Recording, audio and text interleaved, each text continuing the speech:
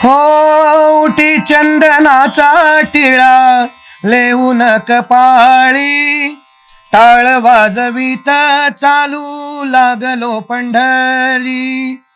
हो ध्वज वैष्णवांचा साद घालतो न भासी, टाळ वाजवीत चालू लागलो पंढरी. हो विठू नामाचा गजर सारा आला, वरसाचा सोहळा आला, देह हरीच्या नामात न्हाला, झालो वारकरी झालो वारकरी, विठुरायाचा मी झालो वारकरी झालो वारकरी. राम कृष्ण हरी, मौली जय हरी. आषाढी पायी वारीला सुरुवात झाली असून ज्ञानोबा तुकोबांसह सर्व प्रमुख पालखी रथांनी पंढरपूरकडे प्रस्थान ठेवले. महाराष्ट्र आणि देशाच्या कानाकोपऱ्यातून आलेले वारकरी विठ्ठलाच्या भक्तीत आकंठ बुडून पंढरीच्या दिशेने पावलं टाकतायत. सर्वत्र भक्तिमय वातावरण निर्माण झालेलं असतानाच बा विठ्ठलाच्या वारीची वारकऱ्यांच्या मनात असलेली ओढ अधोरेखित करणारं झालो वारकरी हे गाणं भाविकांच्या भेटीला आलंय. वारकरी भाविकांकडून देखील झालो वारकरी गाण्याला उदंड असा प्रतिसाद लाभतोय. आज संवाद साधूयात या गाण्याच्या टीम सोबत. सर्वप्रथम अगदी मनापासून स्वागत आहे आपल्या डिजिटल प्रभातमध्ये. रामकृष्ण हरी. सर, एखाद्या गाण्याची कल्पना सुचणं म्हणजे एक कल्पना सुचणं आणि ते गाण्याच्या स्वरूपात सादर करणं हा प्रवास खरोखरच खूप मोठा आहे. म्हणजे गाण्याचे बोल असतील, अवधूत गांधींचा आवाज असेल, व्हिडिओ चित्रण असेल, तर याचा जर आपण एकत्रित संगम बघितला तर तो खूप इमोशनल असा आहे. म्हणजे एखाद्या व्यक्तीची किंवा वारकऱ्याची वारी चुकली असेल तर डिरेक्टली हे गाणं त्याच्याशी रिलेट होत आहे. तर या गाण्याच्या निर्मिती दरम्यान असा काही अनुभव आहे का जो आजही आठवला तर चेहऱ्यावर हसू किंवा अंगावर शहारे येतात? मला वाटतं त्याचे उत्तर मयूरच जास्त चांगल्या पद्धतीने देऊ शकेल.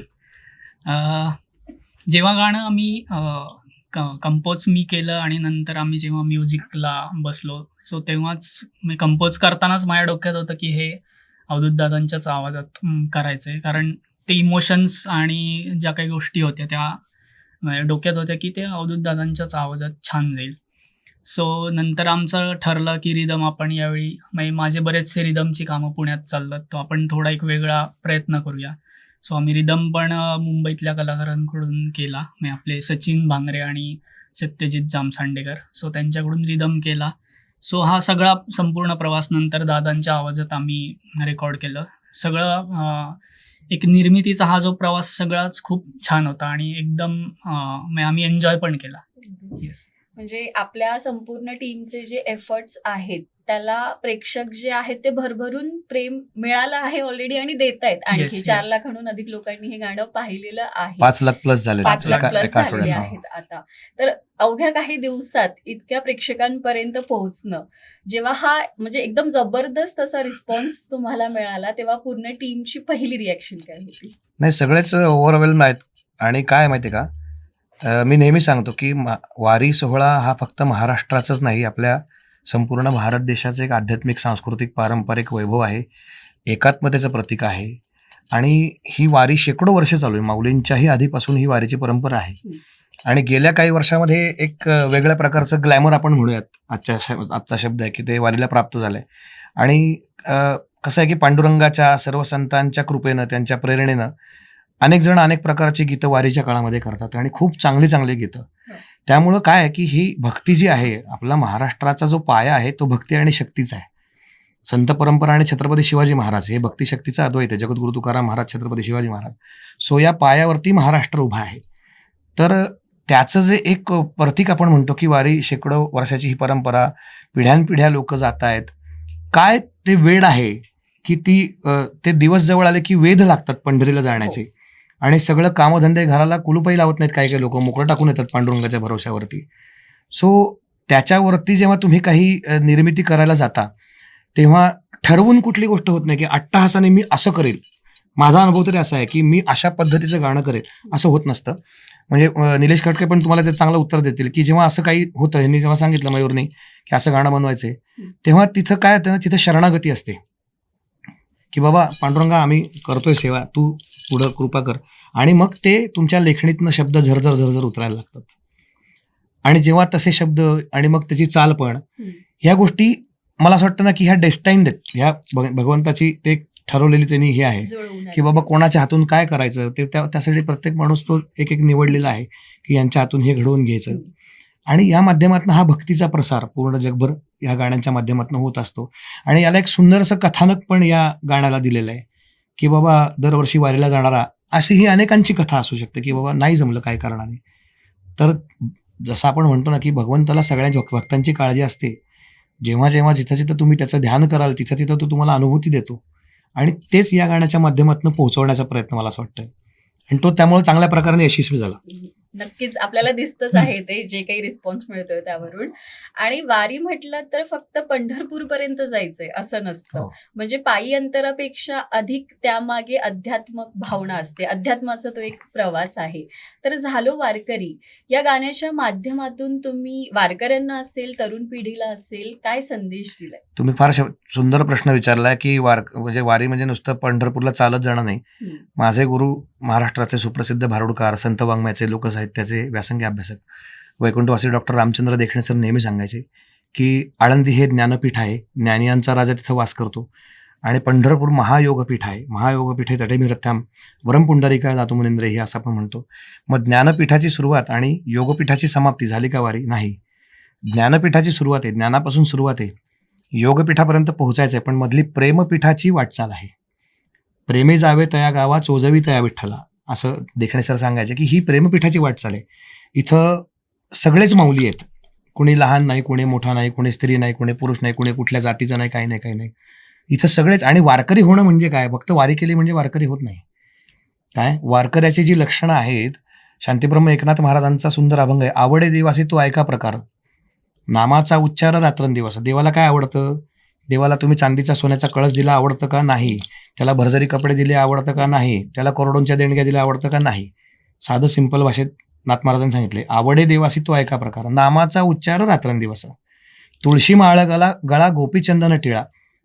काय पण नुसतं गंध टिळा लावून आणि माळा घालून उपयोग का? नाही. हृदयी कळवळा वैष्णवांचा. हां, हृदयामध्ये भक्तांचं, इतर वैष्णव म्हणजे कोण? आपण सगळेच वैष्णव आहेत. त्या सगळ्यांविषयी कळवळा हृदयामध्ये पाहिजे, प्रेम पाहिजे, तर तो खरा वारकरी. तो आणि हे केव्हा घडतं? तुम्ही जेव्हा वारीमध्ये जाता, काय चोखोबांनी सांगितलंय की खटनटे यावे, शुद्ध होऊन या जावे, दवंडीपिटी भावे चोखा मिळा.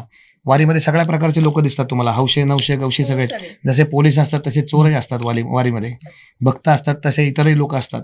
पण काय ते सुकृत जे तुम्ही कुठल्याही उद्देशाने जा, तिथं चाललात ना तुम्ही, की आपोआप तुमच्या सबकॉन्शियस माइंडवरती कुठंतरी आतमध्ये खोलवर तो एक रुजतो की तुम्ही माणूस म्हणून जन्माला आला आहात, ही तुम्हाला जाणीव तिथं होते. माणूस धर्माची शिकवण जी संतांनी आपल्याला दिली की बाबा सगळे समान आहेत, सगळ्यांमध्ये तोच एकच परमेश्वर वास करतोय, ही अनुभूती देणारी. आणि ही अनुभूती जो घेतो तो खरा वारकरी. म्हणजे वारीचा एक सुंदर अर्थ तुम्ही एकंदरीत उलगडून सांगितलेला आहे. या मुलाखतीच्या समारोपाकडे आपण वळूया. हे जे गाणं आहे ते आपण विठ्ठलाच्या चरणी अर्पण केलेलं आहे. तर एकंदरीतच श्रोत्यांचा जेव्हा फीडबॅक येतो तेव्हा पांडुरंग पावला असं वाटतं का? नक्कीच नक्कीच. काय कलाकार असू देत किंवा जे गीतकार असू दे, संगीतकार असू दे, आम्हाला कृतकृत्य केव्हा वाटतं ना की जेव्हा ज्या भक्तांसाठी हा अट्टहास केलाय त्यांच्याकडून जेव्हा आशीर्वाद मिळतो ना, तेव्हा ते खरं असं वाटतं की नाही बाबा, आपल्या हातून खरंच चांगलं काम करून घेतले पांडुरंगाने. आणि कसं असतं ना की ते करते पण आपल्याकडे घेऊन उपयोग नाही, करता करविता पांडुरंग परमात्मा आहे. आणि अशी अनुभूती अनेक वेळा येते की आपल्या हातून अशी काही गोष्ट घडून जाते आणि नंतर मला असं वाटतं मयूरचं त्याबद्दल दुमत नसावं की अरे हे माझ्याकडनं घडलंय, म्हणजे काहीतरी वेगळीच माझी तार लागली होती बाबा त्यावेळेस. किंवा निलेश पण त्याच्याबद्दल उत्तर देऊ शकेल की बाबा ते लिहिताना माझी काहीतरी वेगळी तार लागली होती. सो ही जी अनुभूती आहे, आणि त्याला जेव्हा भक्तांचा, प्रेक्षकांपेक्षा मी भक्त म्हणेल, वारकरी म्हणेल, सगळे त्यांचा जो प्रेम मिळतो, उदंड प्रतिसाद मिळतो, तेव्हा खरंच असं वाटतं की नाही बाबा, आपलं छान माऊली पांडुरंगाची आपल्यावरती कृपा आहे आणि असंच काम पुढं घडत राहावं असं आपल्याला मनापासून वाटतं. म्हणजे एकंदरीतच जो काही हा प्रवास आहे गाण्यामागील असेल किंवा वारी संदर्भातील जी काही तुम्ही माहिती आता दिलेली आहे, खूप छान वाटलं, प्रसन्न वाटलं.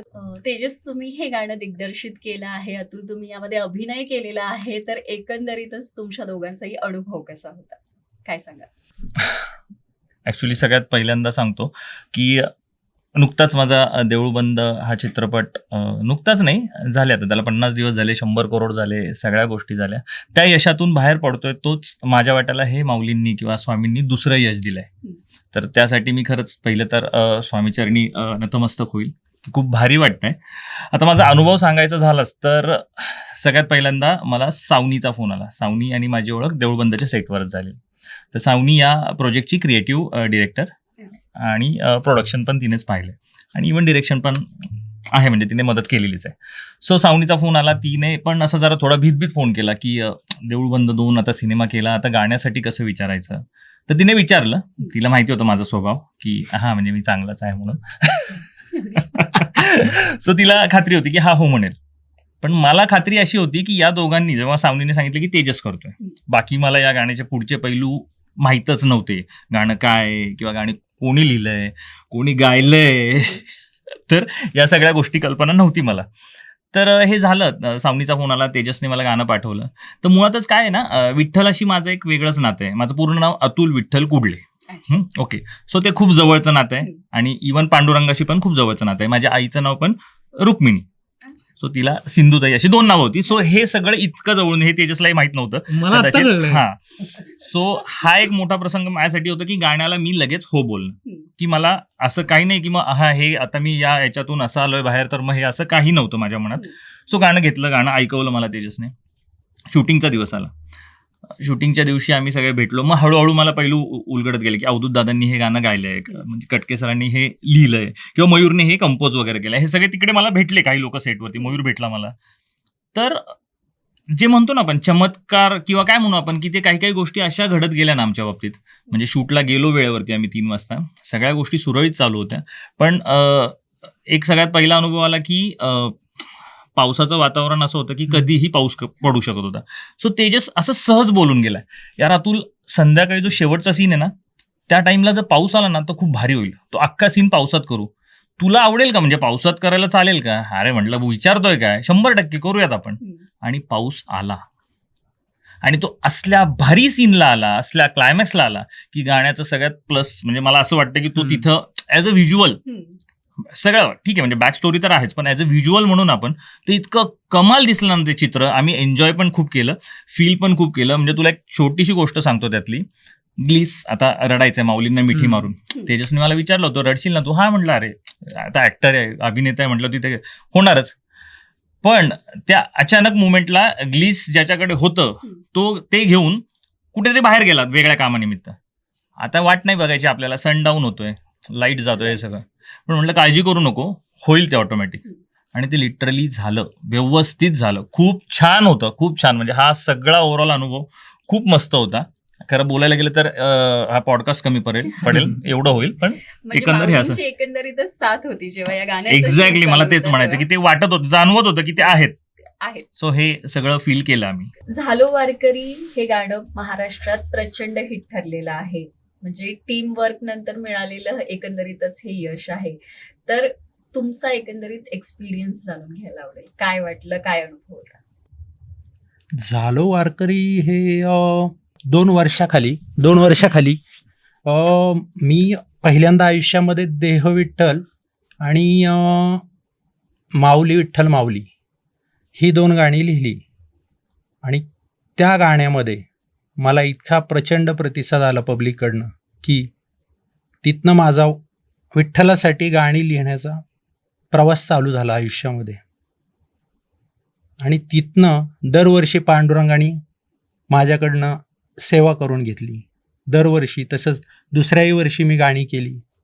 पुन्हा 3ऱ्या वर्षी मला इतकी माझी गाणी ऐकून लोकांनी इतका मोठ्या प्रमाणात मला गाणी सांगितली. ह्या वारीला मी जवळजवळ 5-7 गाणी केली येत्या वारीला. आणि त्यामध्येच माझं एक त्या प्रवासामध्ये एक निघाली पालखी माऊलींची हे गाणं मी करत असताना त्या प्रोसेसमध्ये वैभव टकले म्हणून आहे अरेंजर, आणि तिथेच तन्मय, ते दोघं जण अरेंज करत असतात. तर त्यांच्यामार्फत मयूरचा संपर्क माझा झाला. मयूरनी मला टेक्स्ट केलं होतं इन्स्टाला. मग तिथनं जी सुरुवात झाली, मयूर म्हणाला की असं असं आहे, एक वारीचं गाणं मला करायचं आहे, तर मग कसं काय करू शकतो आपण. तर मग तेव्हा मी सांगितलं की माझ्याकडे एक मुखडा आहे, आपण करू शकतो. मग मी त्याला मुखडा पाठवला, त्यांनी त्याला अरेंज वगैरे करून पुन्हा पाठवलं, कंपोज केलं. आणि ती जी सुरुवात झाली ती प्रोसेस, आणि त्यांनी जेव्हा एक फर्स्ट स्क्रॅच करून पाठवला मला, तो खूप अप्रतिम होता आणि एक वेगळ्याच लेवलचा स्क्रॅच त्यांनी पाठवला. आणि तिथनं त्या झालो वारकरी याचा प्रवास चालू झाला. याची सुरुवात ॲक्च्युली अशी झाली की माझ्या डोक्यात होतंच गाणं करूया आपण, कारण दरवर्षी करतो मी विठ्ठलाची गाणी, आणि यावर्षी करूया असं होतं डोक्यात. पण म्हटलं काहीतरी वेगळं करूया. मग मी निलेशशी बोललो. निलेशने मला लगेच त्याच दिवशी गाणं दिलं आणि म्हटलं आपण आधी गाण्याचा डेमो करूया, मग पुढे बघूया की निर्मात्यांशी संपर्क वगैरे, ते पुढची गोष्ट. मग मी डेमो केला, एक स्क्रॅच निलेशला पाठवला. तर निलेशच्या डोक्यात ॲक्च्युली थॉट वेगळा होता या गाण्याचा, की काहीतरी त्याच्या डोक्यात असेल, काहीतरी थॉट ठेवून त्याने लिहिलं होतं. मग त्याचा मला फोन आला, अरे हे जरा वेगळं झालं आहे. तो म्हणला मी 1-2-3 वेळेला ऐकतो. नंतर तो खूप इम्प्रेस झाला, अरे हे माझ्या थॉटपेक्षा खूपच वेगळं आणि हे छान झालं, हे करूया आपण. मग पुढे मी आपले जे या गाण्याचे निर्माते आहेत मयूर तातुसकर सर, त्यांना पाठवला की आपण असं असं करूया का. मग त्यांचं आधी असं काही प्लॅनिंग नव्हतं, पण त्यांनाही खूप आवडलं. मग ते म्हणले आपण करूया आणि तुम्ही प्रोसीड करा की पुढे सगळ्या गोष्टी कोणाला आपण कोणाकडून गाऊन घ्यायचं आहे वगैरे. मी सांगितलं की डोक्यात अवधूत दादांचं नाव आहे. सो असं सगळी प्रोसेस झाली. मग आम्ही याचा रिदम मुंबईत केला, बाकी सगळं काम इथेच पुण्यातच झालं. पण नंतर आमचं डिस्कशन चालू झालं की आता याचा व्हिडिओ करूयात. मग हे सगळी प्रोसेस तर एकदम छान, ऑडिओ पण आपल्या निर्मात्यांना खूप आवडला होता. ही प्रोसेस तर चालूच होती, पण एक व्हिडिओचा पण थॉट आला की आपण प्रॉपरच व्हिडिओ करूया, म्हणजे स्टॉक फुटेज न करता. मग मी त्यांना सुचवलं की आपण आता कंटिन्युअस करतोय तर तेजसकडूनच करूया. सो तेजसकडून सांगितल्याप्रमाणे काही त्याला पटकन सुचत नव्हतं. मग शेवटी त्याने इतकी छान स्टोरी आणली, म्हणजे म्हणतात ना अबाऊ एक्सपेक्टेशन हे गाणं त्याने, म्हणजे त्या लेवलला तेजसने खरं तर नेऊन ठेवलं. आमच्याकडून तर आम्ही केलंच जेवढं होईल तेवढं, पण तेजसने ते खूप छान लेवलला गाणं नेऊन ठेवलं. आणि अवधूत दादांचा आवाज तर संपूर्ण महाराष्ट्राला माहितीच आहे. सो त्यांनी पण त्या गाण्याला खूप एका चांगल्या उंचीवर नेऊन ठेवलं. माझा अरेंजर तन्मय, तो तर नेहमीच छान माझ्याबरोबर सगळी गाणी खूप छान करतो. आणि ते ॲक्च्युली निलेशने दिलं इतकं छान की ते मला अगदी मी सांगतो हार्डली 1 तासात पूर्ण गाणं कंपोज होतं माझं. मग इतकं छान ते शब्द मला पटपट पटपट ते सुचत गेलं. आणि आपली जी मुख्य भूमिका केली अतुल कुडले, त्यांनी खूपच छान तो अभिनय केला आहे. सो हे खूप छान सगळं जुळून आलं. त्यामुळे आत्ता हे गाणं आपण 5 ते 6 दिवसात आपण 5 लाख व्ह्यूज क्रॉस केले. सो असा अनुभव होता. म्हणजे शेवटच्या क्षणापर्यंत तुम्ही गिव्हअपचं हे केलं होतं, पण माऊलींनी अखेर ते Yes. तुमच्या हातून घडून आणलं, तुमच्या सर्व टीमच्या हातून घडवून Yes. आणलं. तुमच्या दोघांचेही मनापासून Yes, आभार. thank you. धन्यवाद.